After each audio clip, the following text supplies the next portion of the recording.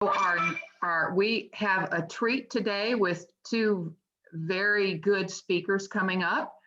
And our first speaker is speaking from the entertaining speaker series, the After Dinner Speech. It's an 8 to 10 minute speech.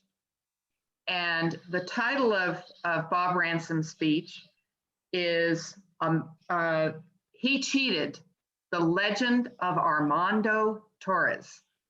He cheated, the legend of Armando Torres, Bob Ransom.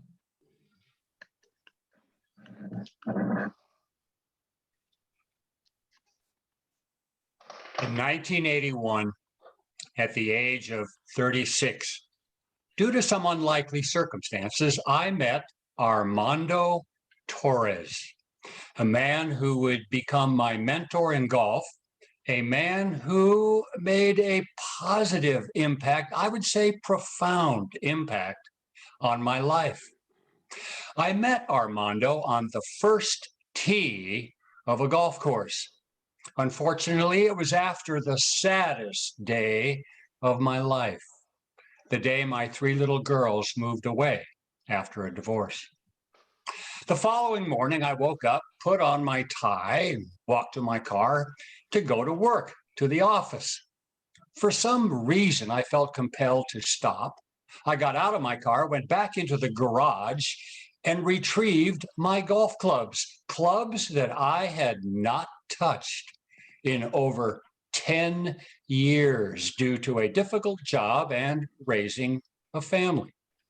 I placed the clubs where they belonged, in the trunk of my car, where they reside to this day, and I headed to the office. The car, however, had other ideas, and I found myself at the downtown inner city golf course, Denver's beloved, iconic City Park, where I had spent much of my youth fueling my passion for the game of golf. I walked into the clubhouse and was surprised to find a man I knew. We chatted for a minute. I told him I was getting back into golf, and he said, "That's interesting. The head pro here, Don Chavez, is teeing off in a golf tournament in about 40 minutes. It's a pro-am, 1 pro, 3 amateurs. He said one of the amateurs just called and canceled, and they are looking for a replacement. Can you fill in?" With some trepidation, I said yes. I got in my car and raced to Aurora Hills Golf Course, got out of the car, got my clubs, and hustled to the first tee, where I saw 3 Hispanic gentlemen staring at me in apparent disbelief. It turns out I had forgotten to take my tie off, ties having gone out of style in golf over 300 years ago. I stared back at them in disbelief. My attention was riveted on one of the golfers.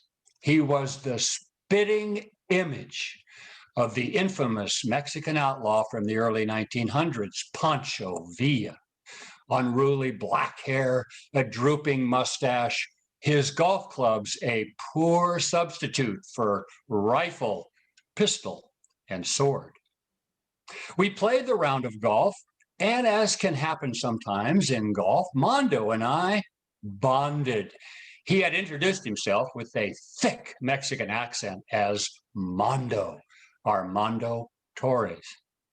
We bonded, and for years he and I would play every afternoon after work, sometimes 2 or 3 times a week. I learned a lot from and about Armando Torres. He had come to Colorado at the age of 12 in the back of a pickup truck, a migrant worker to pick potatoes. He ended up settling in Denver, becoming a hardworking, respected carpenter, bought a home, and raised a family. Mondo had no formal education, but he was really smart, partly evidenced by the fact that his son later became a scientist at the Los Alamos Research Facility. Mondo, besides being smart, was very wise, with a ton of integrity, and always had a willingness to tell it like it is, especially when it came to the rules of golf. I remember one evening, Mondo and I were strolling down the 18th fairway at City Park, and he said, "Robert, life and golf are both games. And the object of any game," he said, "is to win. Otherwise, it's not a game." And then he said, "Robert, if you ever violate the rules, even by accident, and especially when no one knows it, you must call a penalty on yourself." And then he said, "Robert, that's easy. What's harder is to call a penalty on someone else, but you must in order to protect the field, all of the other competitors." I am going to share one story with you that demonstrates this point and also shows Mondo's level of integrity and courage. In the early 1990s, after Mondo turned 50, he decided to compete in the Senior Amateur Championship for the state of Colorado.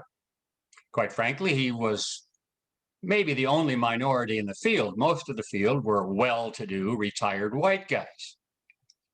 Mondo did really well in the first 3 rounds, and in the final round was paired with a man named Charlie. We'll call him Charlie. Mondo and Charlie got to the second to the last hole in the tournament, number 17. Mondo hit a bad shot into the trees, but did see Charlie's second shot trickle into the water in front of the green, into a lake. After the hole, Mondo said, "What did you make?" Charlie said, "5." Mondo said, "No, you made 6. Your ball went in the water." Charlie denied it, saying, "My ball came up short of the water." After that, in the clubhouse in front of 100 people, Charlie was announced as the winner, the new state senior champion. As Charlie rose and walked to the front of the room to receive his trophy, acknowledging the applause, a voice boomed out through the room, "He cheated!" The room went silent. All eyes turned to stare at the image of Pancho Villa. Mondo repeated it. "He cheated!" Charlie denied it. The head pro said, "Mr. Torres, tell us what happened." Mondo did. Again, Charlie denied it. The pro said, "Mr. Torres, do you know where that ball went in the lake?" "Yes, I do." That led to a strange parade of participants out to the lake, where 40 to 50 people gathered around and watched as Mondo took off his shoes, his socks, he rolled up his pants and waded into the lake and found the golf ball, a Titleist with a blue dot as a personal marker. Charlie said, "That's not my ball." Whereupon the head pro went to Charlie's bag, opened the bag, and found 3 identical golf balls, all with the same blue mark. Charlie was disqualified from the tournament and suspended from Colorado golf for 2 years. A few years ago, I asked Mondo what he thought might have happened to Charlie if Charlie had won the tournament and Mondo had not stood up to the powers that be.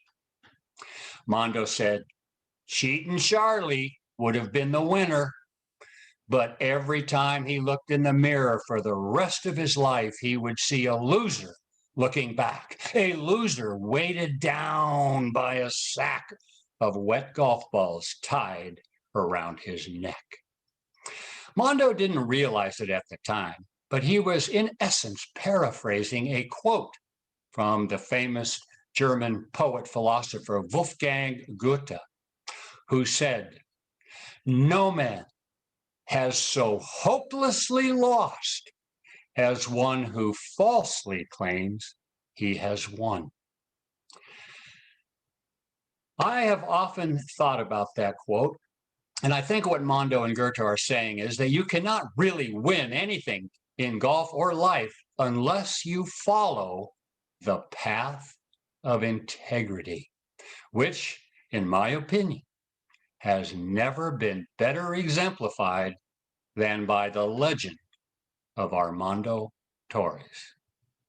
Madam Toastmaster.